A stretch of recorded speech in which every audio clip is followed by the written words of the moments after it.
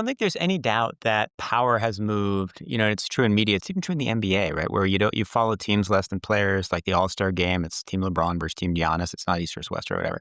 You see it in all kinds of industries where power has moved from the center and from the brand to the individual. And so, we clearly see that at The Atlantic where, you know, many people come in because of our brand, right? We have this great brand, right? You're founded in 1857 by Ralph Waldo Emerson, like pretty awesome. Like most media brands, you kind of like run away from your founders a little bit because maybe they're like a little bit racist but ours were amazing, right? Like Frederick Douglass is there, Harriet Beecher Stowe is there. So we have this incredible brand. We've been around forever. Some people love that. But yeah, a lot of people come in for the individual writers. And so our challenge at The Atlantic is how do you make the individual writers stay? How do you give them incentives?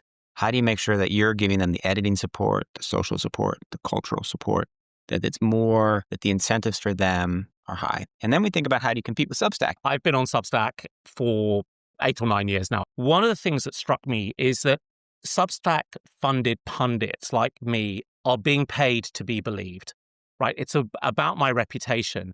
It is moving from a world of selling attention to advertisers to selling conviction to subscribers. And that is a different way, I think, of thinking about the relationship between, an expert and the people in their network and in their community. Imagine if you could have a Substack where you got Ann Applebaum and Tom Nichols, and David Frum, right?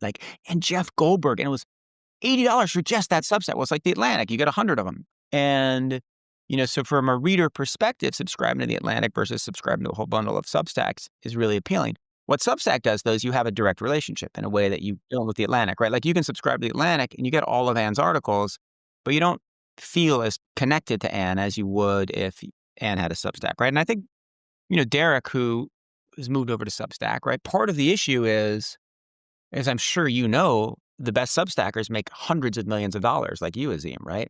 And, there's a chance to make more money than you can in a traditional media organization if you are a hugely successful individual. Well, there are a few other things that one gets. There is a sense of freedom. There is a sense of just being able to say what you want to say when you want to say it, being able to go really deep if you want to, being able to be very personally disclose the way you're thinking, and also just being quite short and here's a paragraph of something. And I think that degree of freedom is really quite revealing, and it's something that I felt a great deal. Yeah, it's a really interesting trade-off, right? Like some writers probably are better. Some readers probably prefer writers who aren't edited, right? Because you get them unfiltered, you get it right at the moment, there's no time delay. Most writers, they're way better when edited. They may not think that's the case, but it is true. I spent many years at The New Yorker. Take all those writers, put those first drafts on the internet, show them to readers. The writers might be happy, the readers won't be happy. And there's a real value that comes from that. There are individuals where it makes more sense for them to go raw, unfiltered, direct. And then there are many where it makes more sense. Like, I love the fact checking, I love the editing for my prose. But I think you're right. There's some people where they prefer, and it's better for their readers. And for those folks, Substack is right. One of the real powers of Substack has been that it drives subscribers to you. So I forget the number, but it's certainly a majority, or if not a majority, approaching a majority of all of our new free and paid subscribers have already been on Substack and are already subscribed elsewhere. And I think that that's a really powerful engine and a discovery engine that exists within Substack. And people break out, they'll write a great essay, they'll have 1,000 free subscribers. That essay will get 800 likes and reshares, and they'll see themselves hit that 10,000 number very quickly. So there's something about the network effect within Substack, the discovery and its ability to drive traffic, which is something that media organizations used to provide writers. So why would you write for The Guardian or The Times? Well, you'd get a salary, but you'd also get read, or at least you'd get distributed. And I think it's quite impressive the way they have figured out how to get eyeballs in a way that doesn't feel like you're being algorithmically filtered to other writers, other essays.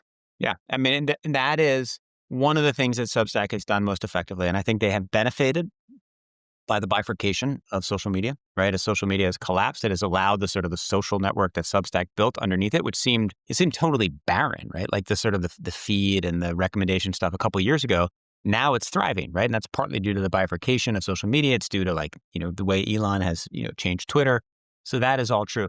I will add, though, that traditional publications, like if you write for The Atlantic, we will take your essay and we will, put it in, I don't know, 1,000,004 subscribers, 600,000 of them get the print issue. We will use the United States Postal Service to deliver people. There are still ways that you can get, we do have social feeds, we do have websites. There's still many, many advantages of traditional media. Anyway, I like the Substack's founders. I think it's a great product. I think they've done a really good job. I think it's kind of amazing that they got there and beat Medium despite Medium's head start in so many ways. That is a remarkable business story. And then I just got to make sure that the incentives never allow another Atlantic writer to go over there.